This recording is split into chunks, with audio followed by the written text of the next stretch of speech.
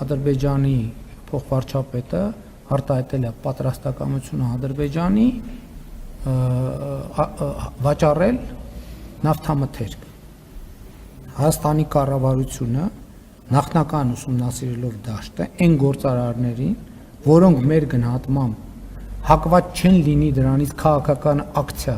սարքել, ասել, որ օրինակ կառավարությունը մեզ ստիպում է, որ մենք Ադրբեջանից բենզին գնենք, իսկ մենք չենք գնում բենզին, որովհետև եւ այլն։ Մենք ասել ենք, որ կա այդպիսի հնարավորություն։ Փաշինյանն ըստ էության խոստովանում է, կառավարությունն է ընտրել այն ընկերություններին, որոնք փաստացի առաջինն են դարձել, որ առևտրային հարաբերություններ են ձևավորել Ադրբեջանի հետ։ Նախապատվությունը փաստորեն տրվել է ՔՊԱ-կան падգամավոր Խաչատուր Սուքիասյանի ընտանիքին պատկանող ընկերությանը եւ պարբերաբար կառավարությունից հարկային արտոնություններ ստացող գործարար Սամվել Ալեքսանյանի հետ փոխկապակցված ընկերությանը։ Փաշինյանի հայտարարությունից ժամեր առաջ էկոնոմիկայի նախարարը մինչդեռ հերքում էր, թե կառավարությունն է ընտրել բենզին ներկրող ընկերություններին։ Որևէ մեկին չեմ ընտրել, որևէ մեկի ընտրելու հնարավորություն չունեմ եւ փառք Աստծո, որ դա այդպես է, եւ եթե ընտրելու լինեի, բոլորին կընտրեի։ Պետք է մյուսներն էլ գնան բանակցեն կամ իրենց մատակարարների հետ կամ այդ նույն ընկերության հետ, որպեսզի կարողանան այժմ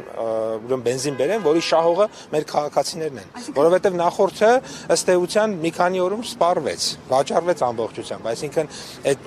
բենզինի պահանջարկը շատ մեծ կա։ Ադրբեջանից ստացվող վառելիքի հերթական խմբականակը, որն այսօր արդեն ճանապարհ է ընկել, շուրջ 3 անգամ գերազանցում է նախորդին։ Դեկտեմբերի 18-ին էր Հայաստան հասել Ադրբեջանից գնված վառելիքի առաջին խմբականակը շուրջ 1300 տոննա։ Պրեմիում տեսակի բենզինը Հայաստան էին բերել Սուքիասյանի ընտանիքին պատկանող Մեգատրեյդ եւ Ալեքսանյանին փոխկապակցված Շիշա World ընկերությունները։ Մեգատրեյդին պատկանող բենզալցակայաններում վառելիքը վաճառվում էր շուկայականից 80 դրամ էժան գնով։ Մեկ ամիս էլ չանցած 3 հայտնի դարձավ, որ նոր խմբականակ է ներմուծվում։ 1000 տոննա 92 օկտանային բենզին, 1000 տոննա դիզելային վառելիք եւ 1800 տոննա 95 օկտանային բենզին։ Ներկրող ընկերությունները ըստ էկոնոմիկայի նախարարի նույնն են։ Մեգատրեյդի տնօրենը սակայն մեծ զրույցում չցանկացավ մանրամասել, թե կոնկրետ որքանն են իրենք ներկրում։ Այս անգամ էլ ինչպես նախորդի դեպքում բենզինը գնել ենք թրեյդինգային ընկերությունից։ Մրցունակ են առաջարկել այդ պատճառով էլ համաձայնել ենք։ Նորությունն է, որ միայն այսպես կոչված պրեմիում չի գալիս, այլ նաև ռեգուլյար է գալիս եւ դիզել է գալիս ու ելի նախնական գնահատականներով շուկայականից էական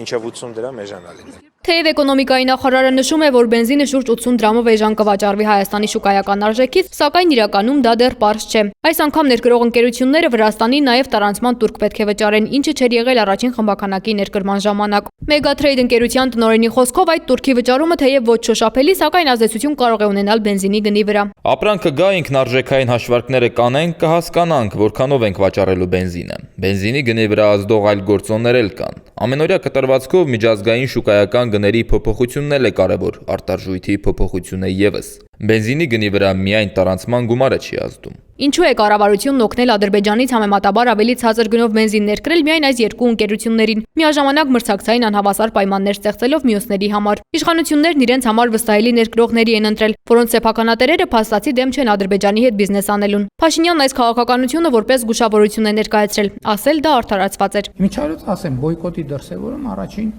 առաջին խմբականակի ներկրման ժամանակ եղավ, որովհետև եղան ցանցեր, ովքեր հրաժարվեցին վաճառել այդ բենզինը, ինչը նշանակում է, որ մեր նախնական մտահոգությունը եւ մտավախությունը ճիշտ էր։ Եվ հիմա 1, 2, 3, 4-ին ես կարծում եմ, որ բոլորի համար հասկանալի կլինի, որ այդ շուկան եւ հնարավորությունը բաց է բոլորի համար եւ ով ուզենա կարող է դրանից օգտվել։ Այսինքն որևէ ուրիշ այլ սահմանափակում չկա։